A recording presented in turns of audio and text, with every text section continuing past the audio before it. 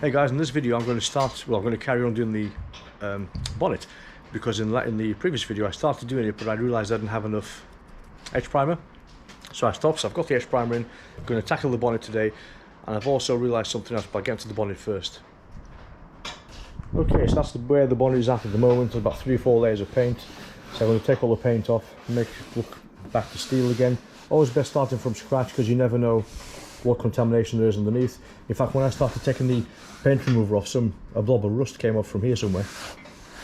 So the car has been debadged. I'm going to put the badge back on again, so when I sand it I'll find out where the holes were originally, and I'll probably just try and get a badge first and then drill the holes to make sure I get the right size. Yes, I'm going to sand the top, I'm going to edge prime it, and then I'm going to do the underneath. I'm just going to rub the underneath down because it's original paint, so I'm just going to rub it down and then prime it. However, if you notice some of the previous videos, there's a lot of flickering in the lights. Now I thought it was my new LED lights I put in, but it was actually, recommendation by my mate Joe, the old ceiling lights. They're standard tube lights, and that's what's flickering. And I'll show you what I mean. If I turn the light on, see, you get the flickering. Okay, so that means I'm buying more lights. So I'm going to buy 3 lights for the ceiling. I'm going to buy 2 for upstairs, because I'm going to do a packing station upstairs as well. Because for those of you who don't know, I also sell motorcycle parts on eBay as well. So I'm going to have some packing stations upstairs and get everything tidied up. And today it's just going to be the bonnet today. And what we're doing is, so since the previous video I've just been sanding this again. Absolutely beautiful now, smooth as anything. Can't see a single, not sure you can see that, but can't see a single dent or anything in there. It looks a bit different because you have different shades of filler because of where they're dry, but other than that, it's good. So this is ready for paint. I was going to prime it and paint it today, but it's really windy outside, so I don't want any dust kicking up, so I'm going to have to postpone this for a while, which is a bit annoying. Maybe next weekend, depending on the temperature. So we're going to do the body panels instead. So I'm going to get all the body panels primed, which means I can clear that shelf over there.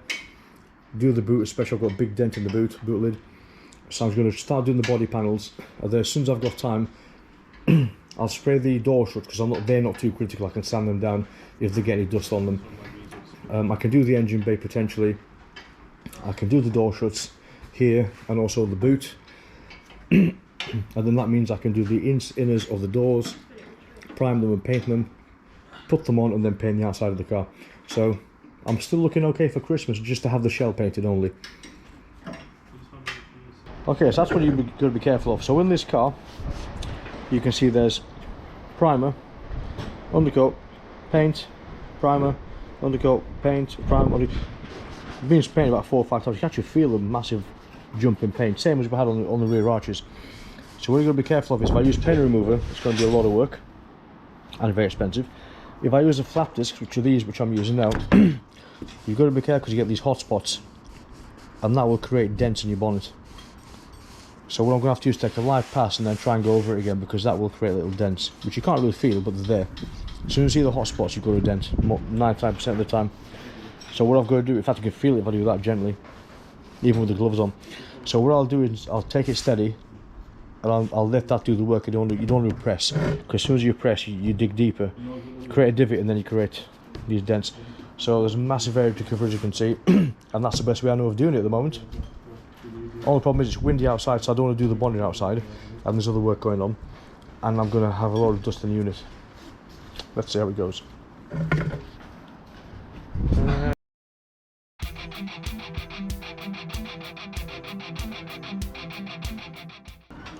Yeah, so all the dust is heading that way, which is the wrong way to do it. I haven't got enough space, unfortunately. And hello again. So in this video, we're going to start doing the boot lid. Now in the previous video, well, I started doing a video which was taking the paint off the boot. The only problem I had was there was that many layers of paint on the boot, about 4 layers of paint, and I was sanding it in the unit. I was making a massive mess everywhere. So my son's working on his car outside for a couple of days, so I can't sand because of that. And it's quite windy as well, so I'm going to leave it till another couple of days and then carry on with the boot. So I've stopped, and I'm going to start working on the tailgate. So what I've done with the tailgate is I've stripped the underside, stripped all the wiper motor off. I've masked it all off simply because I'm terrified of breaking the glass. I can't see how I can get the glass off. It's basically got a couple of clips there. but they're all, the plastic cover's deteriorated, and I'm terrified of breaking the glass. I've actually got a spare piece of glass which I got from somebody else, but I'm just terrified to take it off, to be honest. So I'm just going to do everything else properly, but for the sake of the boot lid, I was going to mask the glass, sand the spoiler down, which is, I don't even know where, in there somewhere, and then paint it on top and paint it underneath, and they've got a big dent there, which I think is from the spoiler, which all looks like it. So that's what we're on. Going to tackle that today. Well, I'm going to sand it back today, maybe prime it potentially, it depends how long we take. It shouldn't take that long surely, and then we'll take it from there. So I'll give an example of the bonnet, which I'll show in another video. Look at the layers of paint in that as well. There's a massive amount of paint on there, so it's just a messy job, so I'm going to leave that for the time being. Hey guys, okay, so this is the second part of the video. I started work on the boot, but it didn't record. I realised it wasn't recording. Anyway, I've taken the camera off the tripod because look at this. Okay, so I started sanding the boot, right? And I started sanding it with 80 grit sandpaper. It was barely doing anything, barely taking anything off. And I've got some masking tape that's been there for a while as well, so I've tried to take that off. So I've reverted back to my paint removal disc. Really awesome things. And the paint comes off straight away, but the problem is I've masked the black rubber seal that goes behind there, and I've just touched it with the damn thing, and it's taken the bloody coating off. Now the problem I've got with that is, to change that you've got to take the glass off. So I'm not sure whether I'm going to leave that as it is, sand it down eventually, and then paint it neatly so it doesn't show. Really annoying. Or another option is, because I have a strip that goes across there where all the cover coating is peeled off as well, and I was going to wrap that in black, so I'm probably going to wrap that in black and wrap this in black, because this is a bit tatty anyway. And then the third issue I've got, not now, but you can't see it yet here, there's a black trim that goes across here, and this piece is missing. It's like a really rock hard seal, and to get that off you have to get the glass off, so I'm going to have to be creative with that eventually once the car gets done.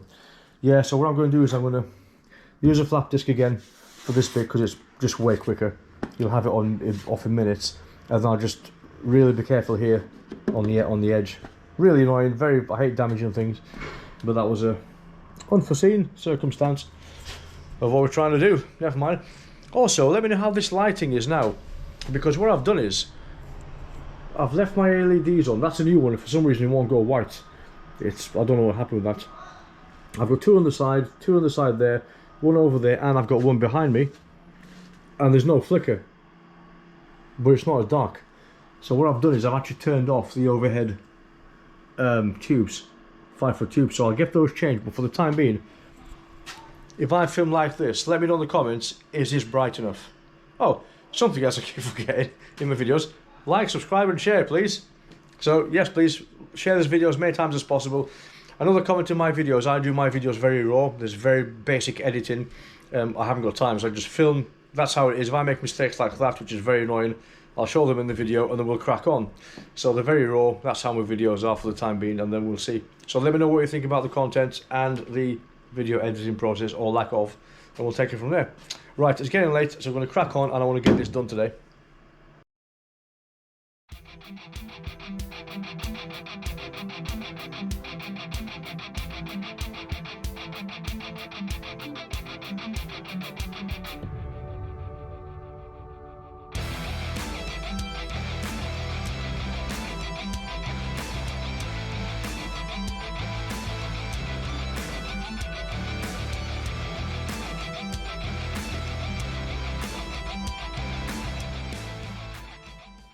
Okay, so if you're wondering why I'm rushing so much, it's because that paint removal pad is awesome. It takes the paint off really quickly. But the problem is you've got to be very careful with two things. You don't want to catch it on an edge, because if you catch it on an edge, let's try it, bear 1 second. It's made of like, I believe it's like hard nylon. And if you catch it on the edge, these things just explode, all the little bits. The disc doesn't explode, but all the chunks explode, and they hit you, they really hurt. I mean, they really hurt. Trust me. Okay, so I'm rushing for two reasons. Not because of that. That's just a point to be careful about the edges. I'm rushing because if you go too slow, or you stay in the same place for too long, it has the same effect as a flap disc, and it puts too much heat under the panel and you get burn spots. And when you get burn spots, you get little dents eventually. So I've still got to sand this off because it takes the paint off, but it doesn't take all the paint off. You still have little lumps of paint which you need to clear with the sanding disc. But you end up with a burn spot. I thought I had one somewhere, but no, I don't. You end up with a little burn spot, and then it gives you a little dent, and if you don't pay attention to it, you might miss it, and you don't want to put dents in for no reason. Yes, that's why I go quite quickly, so I don't heat up the panel. So I go across in layers as if you're painting. Okay, so now we're on to the sander. Okay, so for the sanding, I'm going to use 80 grit sandpaper.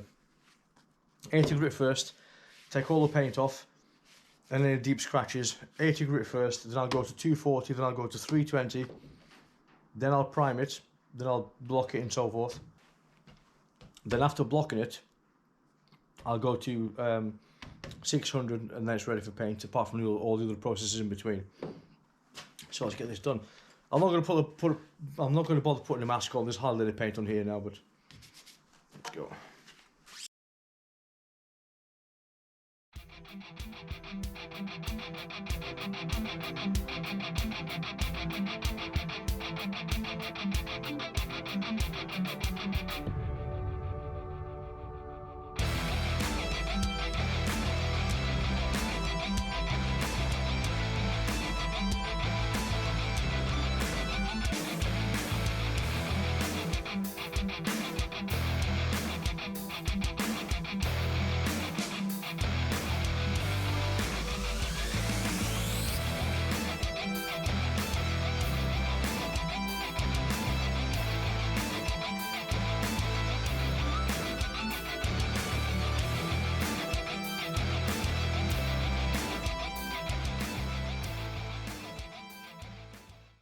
Okay, so we carried on with the bonnet. Luckily, the filler where the badge was, the hole just popped out. Well, the filler just popped out. Look at that.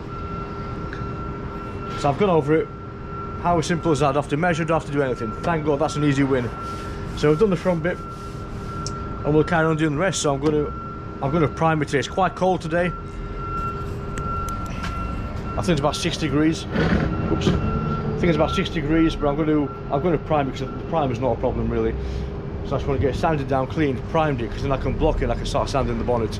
I know I've got a few small dents, so I might as well crack on with that today.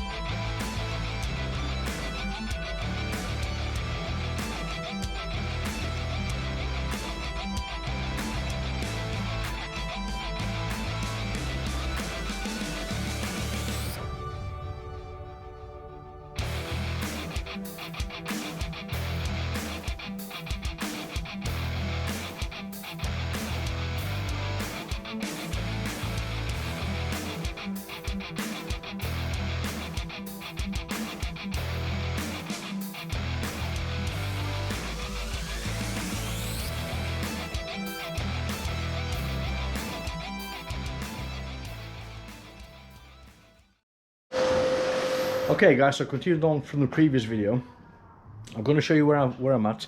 I'm going to jump from doing the bonnet to doing the car. Reason being is, I'm not sure you can see that, but the bonnet has actually been stripped and etch primed. You see loads of lines because I just etch primed it really roughly, just so it doesn't go rusty. But what happened was I got the car ready for paint in the meantime, and it was just windy every single day, so I couldn't get a good window to paint. plus it's Christmas, everyone next door is trying to get the cars ready and whatnot. It's always noisy and windy, and so today's Christmas Eve. My wife has let me out of the house for a bit, and I can get the car done. Well, I can get some of the car done. So what I'm going to do today is I'm going to clean the engine bay again. So I've roughed the engine bay, wet sanded the engine bay to 600 grit. I've also masked the areas I don't want to paint. So I've still got to mask the roof quickly. And what I'm going to do is I'm going to paint the actual door shuts, the window, where the window's going to be, the boot shut as well, or whatever it's called, and then the back end as well, and also the engine bay. So my plan is to get the car all cleaned up, wipe it down with alcohol, we'll panel wipe, and then I'm going to tack rag. I've got some tack rag there, so I've got everything pretty much ready. I shall need to read my mixtures again to make sure I've got them all correct. So then as soon as I tack rag it, I'm on the paint straight away. I've got my mask there as well, I've got an air-fed one, which is excellent. And I've got everything ready to go pretty much. What I've also done is, a mate of mine, Dave, recommended to put the doors on. He said, make sure you put the door on before you finish, because you don't have to paint it and then you find out that the door doesn't line up properly. So I put my second-hand wing on. I've got the original wing up there, but it's got a bit of damage. So I'm going to use this one for the time being. And what I'm going to do is, it seems to line up, just a bit slight kink in it. Well, not even kink, it's just not the right angle. I think once I bolt it down, that'll be fine. So the door goes in nicely. It shuts okay. It's a tiny bit on the loose end, but that's probably only because I haven't got the thingamajig, the latching. It closes nice. It doesn't bang on anyway. It doesn't hit anything. And also, if I put it how it's supposed to be, that to me looks like it lines up pretty well. Got a slight imperfection here where it's slightly in, further in than here, slightly, ever so slightly. That's going to stay as it is now. Yeah, so what the plan is to go around the masking tape, peel it back so I don't get a rough edge, so I get a soft edge. We'll take the door off, obviously, take the wing off, take all the, we'll wipe down the whole car, take the masking tape, peel it back, so I get a nice soft edge. Of course, it's going to be hard enough, I think, actually. That's not too bad.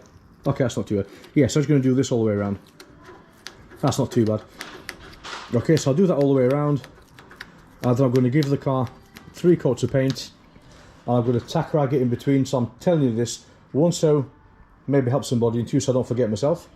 So I'm going to spray the car, let it flash off, tack rag it, do it again, tack rag it, do it again, tack rag it, and then lacquer it. Yes, that's correct. I'm not sure if I sand it in between, actually. I can't remember, to be honest. But I don't think I need to sand it in between. So yeah, this is all being sanded down to 600 grit, where all these places are, because that's what the paint needs to stick to. So I'm going to put you on the tripod and let's get cracking, because I've got a lot of work to do.